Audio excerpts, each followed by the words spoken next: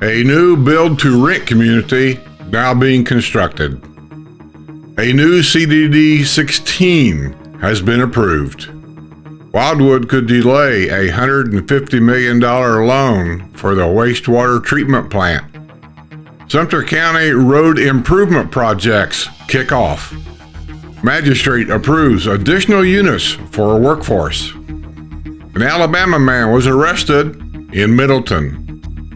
A villager was arrested after allegedly attacking another villager about his unleashed dogs. A resident of the Villages was arrested on DUI after his truck was found in a ditch. Letters to the editor. How many holes in ones of golf did we get? This and more. Coming up.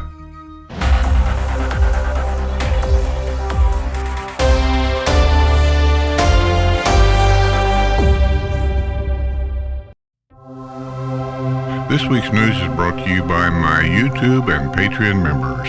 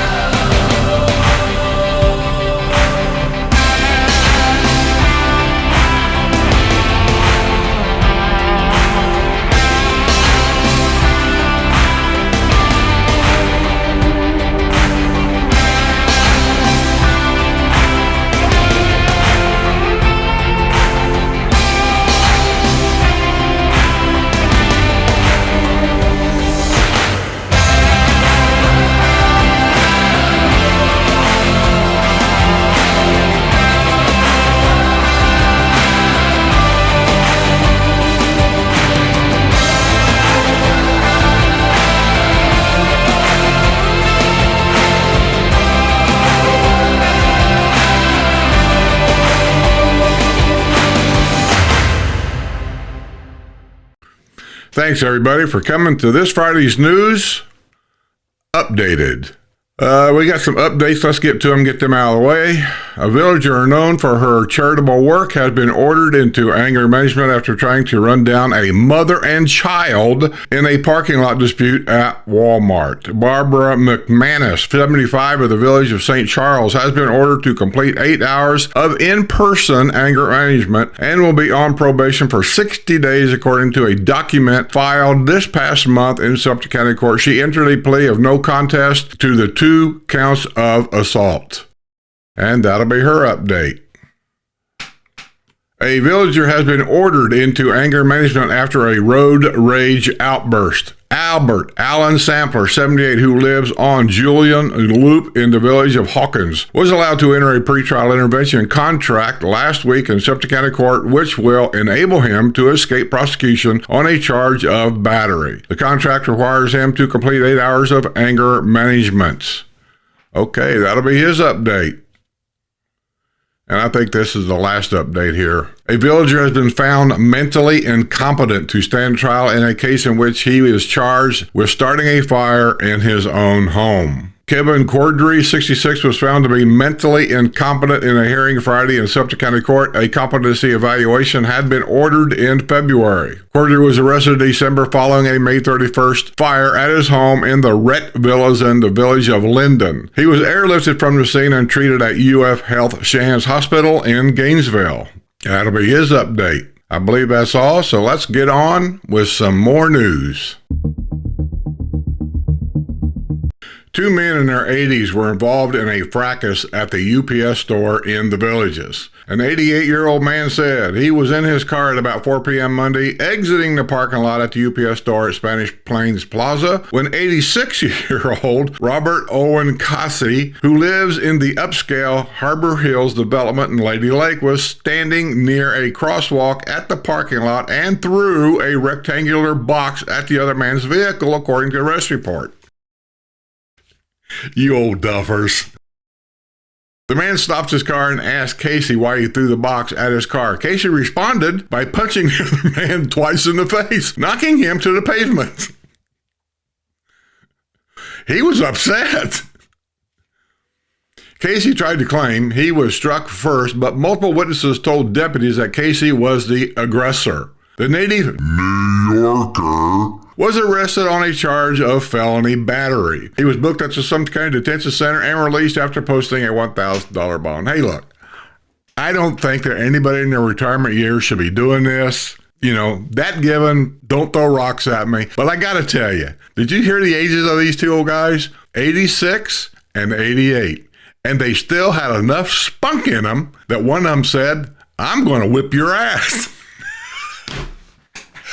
I just hope when I'm 88, if I make it there, that I've got this much spunk. God bless them. An estranged boyfriend was arrested at gunpoint after repeatedly violating a restraining order and breaking into a home in the Villages. Dennis Oliver Gilley, 34, was being held without bond at the Sumter County Detention Center following his arrest late Sunday night at a home in the village of Richmond. Gilley had been involved in a dating relationship with a man living in the home, according to the arrest report from the Sumter County Sheriff's Office. I'm sorry, I got the hiccups.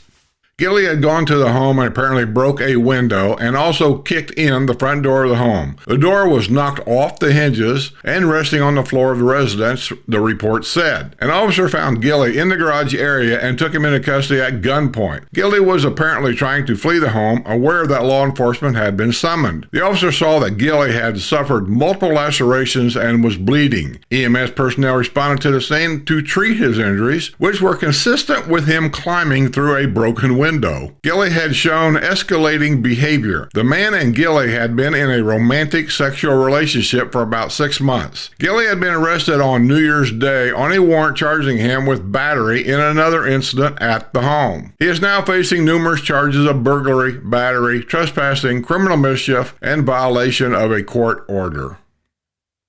A villager allegedly attacked her neighbor over her displeasure with a driveway pressure washing job.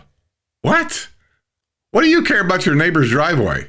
Diane Lynn Carpentieri, 66, who lives at 998 Smyrna Street in the Carlton Villas in the village of Sable Chase, was apparently upset about her neighbor's pressure washing job at the next door courtyard villa, according to the arrest report from the Sumter County Sheriff's Department. Carpentieri got into an argument earlier in the day on Monday with the next door neighbor lady. That evening, the neighbor lady was taking out her trash when she was approached again by Carpentieri, who started another verbal altercation about the pressure washing.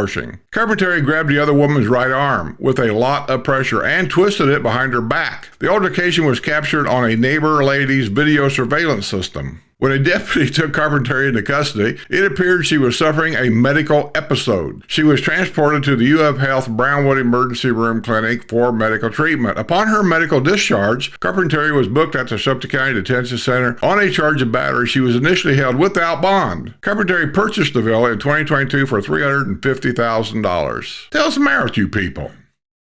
A man from the Bahamas driving a suspicious vehicle was arrested after a traffic stop in the Villages. Travis Pierre, 30, was driving a black Honda Pilot with a suspicious paper temporary tag out of Georgia when an officer initiated a traffic stop at about 1:30 p.m. Monday in the area of Central Parkway and McNeil Drive, according to the arrest report from the Wildwood Police Department. It appeared the temporary tag had been Xeroxed and it had a bogus Georgia seal. Pierre handed the officer a passport from the Bahamas and admitted he did not have a driver's license. He presented paperwork showing the vehicle had been purchased last year in Georgia. However, it did not reflect a change of ownership, indicating that Pierre had purchased it. The officer ran Pierre's name through the computer and found his license had been suspended due to failure to pay a traffic ticket in Sumter County. He was arrested on a charge of driving while license suspended and failure to register a motor vehicle. He was booked at the Sumter County Detention Center and released after posting a $450 bond. A golf cart which had been charging its batteries apparently ignited a blaze Thursday night at a home in the Villages. The Public Safety Department was called at 10:16 p.m. to the home of 3406 Arbondale Avenue in the village of Summerhill. Flames and heavy smoke were coming from the garage at the home when firefighters arrived on the scene. Firefighters conducted a search of the home and found no one inside. They deployed a hose and quickly brought the fire under control. The fire was confined to a golf cart with paint damage to a passenger vehicle. Overhaul was initiated to fully extinguish the fire, and the home was ventilated using a positive pressure fan. Heavy smoke damage was noted in the garage. The area of origin was the golf cart battery, which was charging at the time of the fire, said Village's Public Safety Department Deputy Chief of Operations Robert Romash. The damage was confined to the garage of the home and the vehicles within the garage, he added. Firefighters arrived on the scene in 4 minutes and 47 seconds. Hey, look, I don't care what kind of golf cart you have. I could care less, but I had an electric golf cart for a long time when I have a patio villa. And let me tell you, when I went home or left, I don't care if I was gone a day, 2 days, or if I was gone for a month, 2 months, I unplugged everything because these batteries can short out. Any of them can short out. Lithium, lead acid, it doesn't make any difference. And there's all kinds of electrical stuff in an electric golf cart that can short out. So beware. Be safe.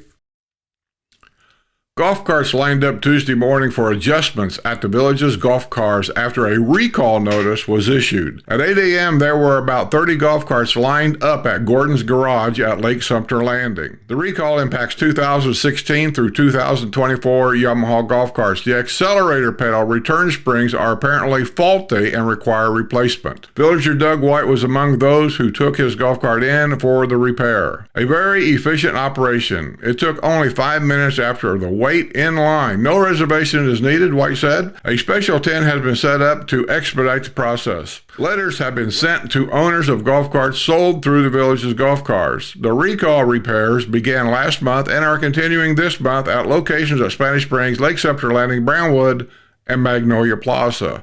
Yes, I had a recall on mine way back when, and it was easy in, easy out. It's always usually some minor little thing, like a spring. You know, they pop a spring off, put a spring on, basically, and you're good to go.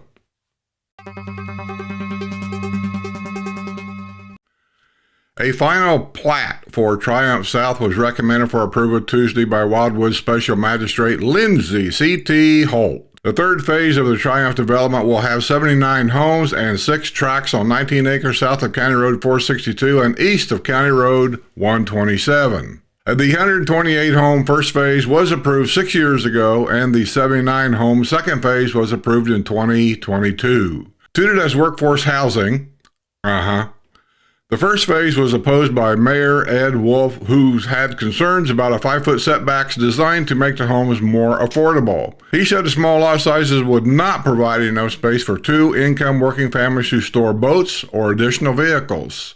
1- and 2-story homes range from 1,498 square feet to 2,605 square feet with 3 bedrooms and 2 bathrooms. Lot width is 50 feet and the starting price is less than $300,000. Well, that's good. I will say that for a starting family, that's good. Home includes quartz countertops, smart home technology, and concrete block construction. The first phase was approved after a year of negotiations between the developer, Signature Communities, and city staff to keep prices low while meeting city standards. The development is without sidewalks and has less expensive roads. Signature contracted with D.R. Horton of Arlington, Texas, to build the homes. One of the nation's largest home builders, Horton operates in 28 states. Another new community development district has been created as the village continues its rapid growth toward the south. Community Development District 16 will include about 1,300 acres south of Florida's Turnpike, east of Bexley Trail, to the Lake County line. CDD 16 has been approved for up to 6,650 homes. The 5 people designated to serve as initial members of the CDD 6 board are Carolyn Pruitt-Isbell as chairperson, Bobby Davenport as vice chairman, Jake Andrews, Justin Ritchie, John Brinson as supervisors. Sumter County will begin a road improvement project this week on County Road 470 west from south of the Outlet River Bridge to County Road 459 near Lake Panisovsky. The contractor staked the project according to the station numbers in the construction drawings. To ensure the safety of the motorists and construction crew, lane closures will occur daily between 7 a.m. and 5 p.m.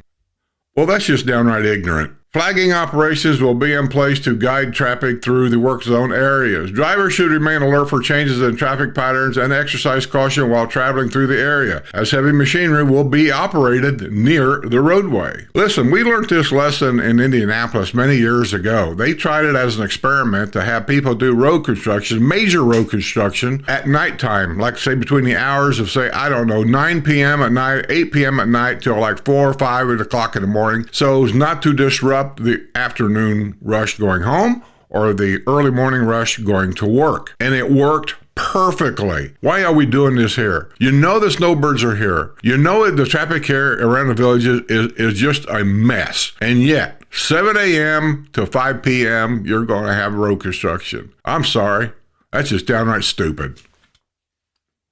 A new build-to-rent community will be constructed near the villages. Summer Point Village, a 454-unit residential development, will be located north of County Road 42 and east of US 301 in Summerfield, not far from the village of Calumet Grove. Summer Point Village will be constructed in 2 phases, with work beginning later this year. It will have a fitness recreation center, swimming pool, 1, 2, and 3-bedroom homes. Summer Point promises private driveways, attached garage, and spacious interiors. Residents can enjoy a balanced blend of productivity, leisure, and relaxation in a low-maintenance environmental akin to a single-family home. The developer of the project is Stark Enterprises of Cleveland, Ohio. Sounds more like an advertisement to me. A resident of Villagen was jailed on a drunk driving charge after his vehicle was found in a ditch in the Middleton area. A black Hyundai Santa Fe was found at about 1 p.m. Saturday in a ditch in the area of Marshbend Trail and County Road 470, according to the rescue part of the Wildwood Police Department. The driver was identified as 43-year-old James Matthew Byrne of the village of Hawkins. It appeared he had been drinking, as the officer could smell a strong odor of alcoholic beverage emitting from his breath, the report said. Byrne denied he had consumed any alcohol. He struggled during field sobriety exercises. He vomited prior to giving a breath sample. I almost feel like we owe the police officers an apology for this.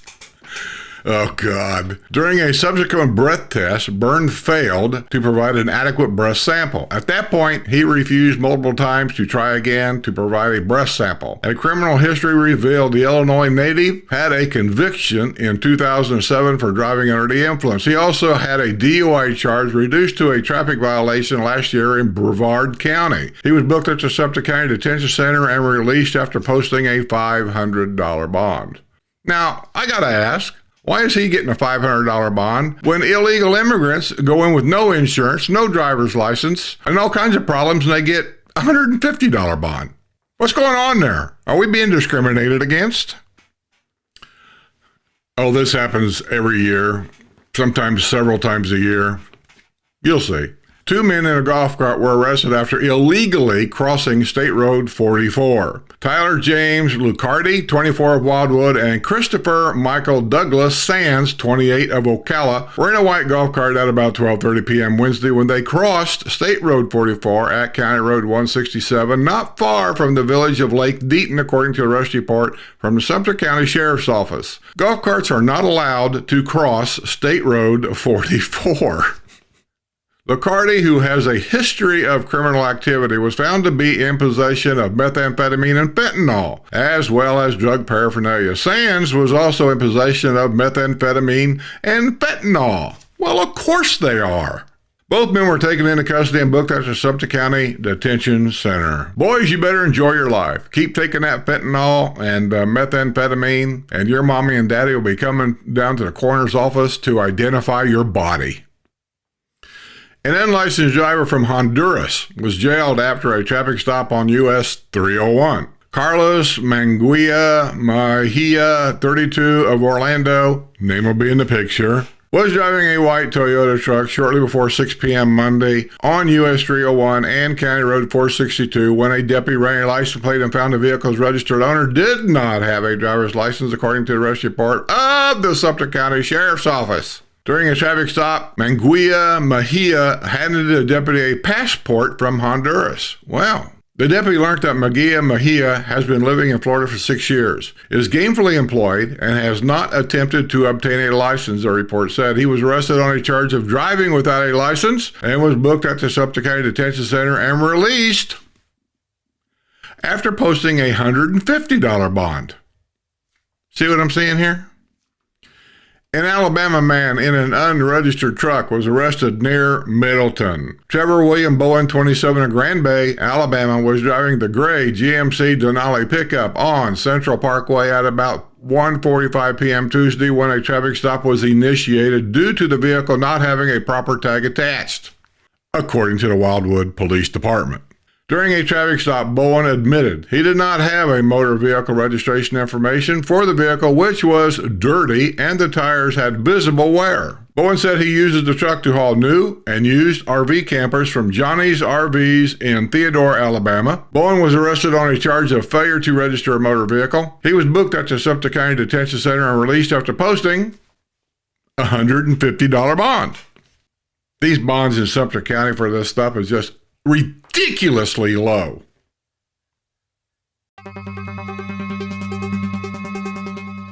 A villager allegedly attacked a fellow resident who complained about his unleashed dog. David Stephen Jackson, 77, of the village of Buttonwood, was walking with his dog at about 3 p.m. Wednesday when a resident working out in the outdoor exercise equipment at Eisenhower Rec Center told Jackson that his dog should be on a leash, according to the arrest report from the Sumter County Sheriff's Office. And he is correct. Jackson told the other man to mind his own business. This is how arguments start. But added some profanity. We can only wonder what that was. The other man moved to work out on a different piece of equipment when Jackson's dog nipped toward his right foot. In an effort to protect himself, the man kicked the dog. Jackson, who stands 5 feet 10 inches tall and weighs 220 pounds, lunged at the other man and punched him with his right fist. The other man put up his arm to protect himself and wrestled Jackson to the ground. He held Jackson pinned to the ground until the arrival of law enforcement. Witnesses backed up the other man's account of Jackson's attack. The Columbus, Ohio native was arrested on a charge of battery. He was booked at the Sumter County Detention Center and released after posting a $1,000 bond. Well, just a couple of old duffers. I don't know. But I will tell you, yes, there's a rule in all the districts that I know of anyway. In the old historical area, there could be some changes there. I don't know. But everywhere else, it's in your deed restrictions. It says all pets, doesn't say dogs, all pets outside your house must be on a leash. Doesn't say just in your yard, doesn't say on the street, doesn't say here or there. If it's outside your house, it must be on a leash.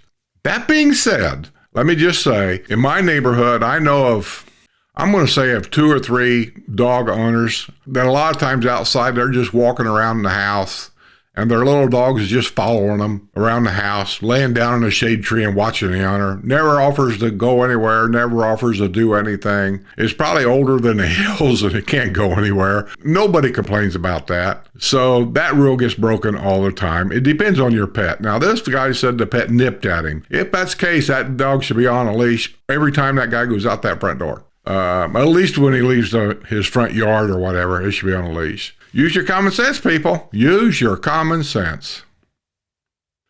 A villager could face fines for a yard that's become more weeds than grass. The home of James J. Frederick at 3394 Ludi Lane in the village of DeLuna was the subject of public hearing Monday afternoon at the district office at Brownwood. A complaint was received December the 6th about weeds and mold on the home site, according to a testimony presented at the hearing by Community Standards. The homeowner was contacted about the problem, and the mold was cleaned up, but the weeds still remain. Special Master Terry Neal reviewed photos presented as evidence in the hearing. It looks like there's more weeds than grass, she remarked while reviewing the photos. She granted Frederick, who was not at the hearing, 7 days for the removal of the weeds. If he fails to remove the weeds, fines will be imposed. The fines will accumulate until the weed problem is resolved. Frederick purchased a home in 2022 for $321,000. So those of you that watch me and you're thinking about moving here, you're trying to learn all the ins and outs of what's going on here. Now try this scenario. This guy has got a bunch of weeds. That means he probably doesn't hire anybody to do anything other than mow the grass.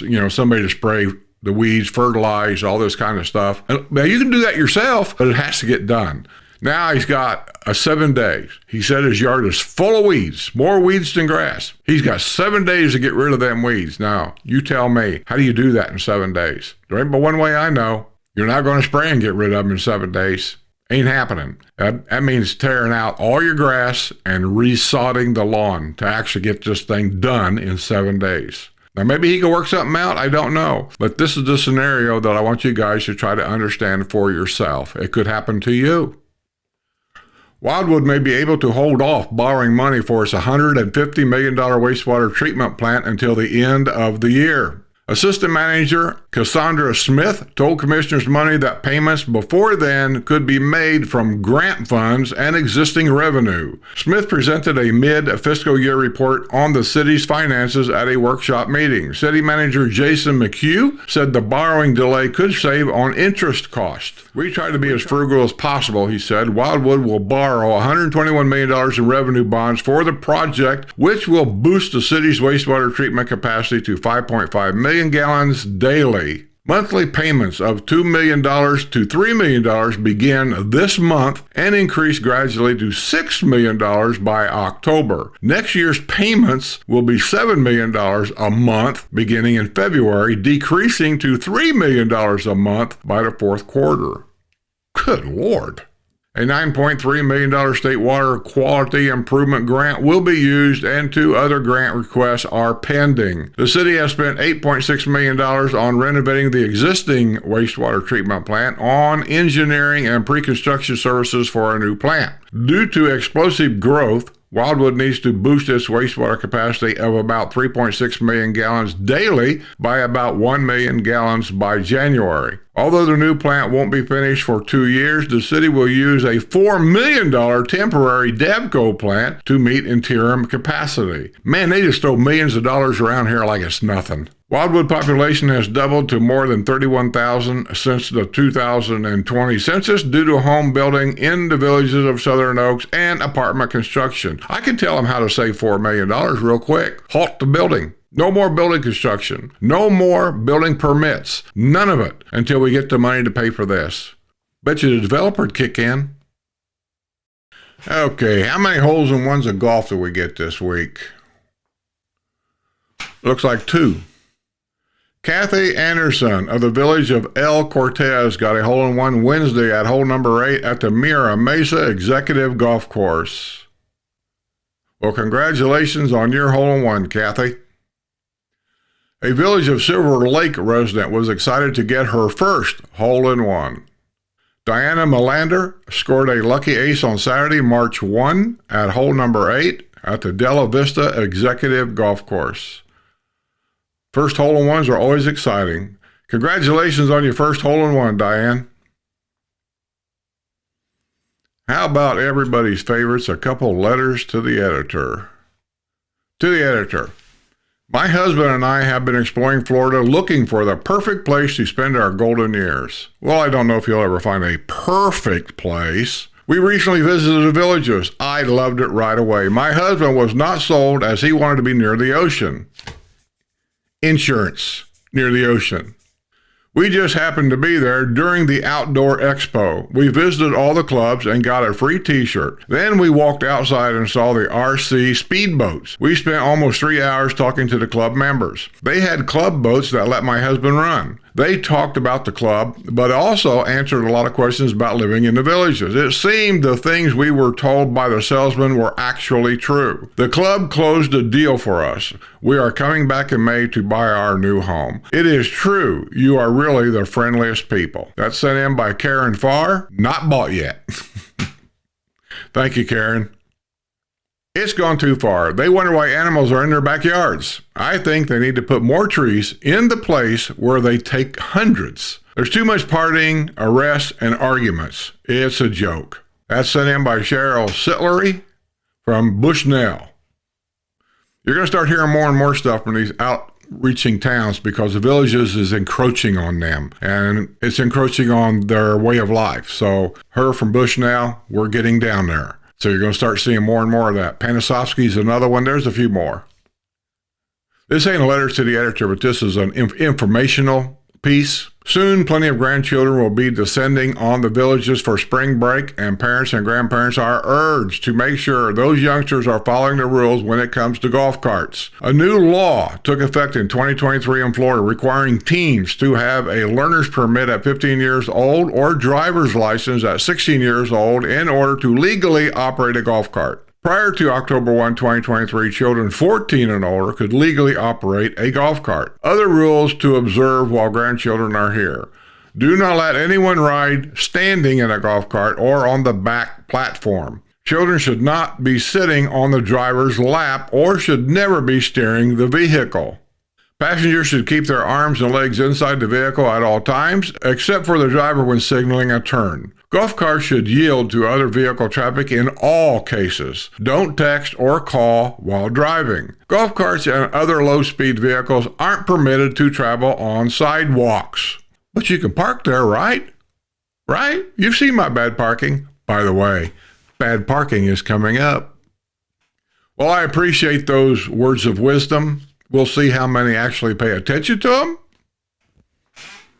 Okay, I think that's going to be about it for the news this week. I do appreciate each and every one of you. Once again, I know you guys hear this and you get tired of it, but I am always going to dedicate my news to my Patreon members and my YouTube members, all members. So with that being said, I thank you very, very much. I sometimes just don't feel like I really deserve any of your support, but just know that I truly appreciate it. We have a special activity this month for our members, and hopefully I can do a little video of it. If I can, I'll put it on my YouTube channel so you can kind of see, maybe kind of entice you to become a Patreon member or a YouTube member for that matter, and see some of the things that we do. I don't never broadcast it because if you want to go, you have to be a member. So with that being said, I'm just simply going to say, be well, stay safe, stay aware, keep your health, and don't leave your key in that golf cart.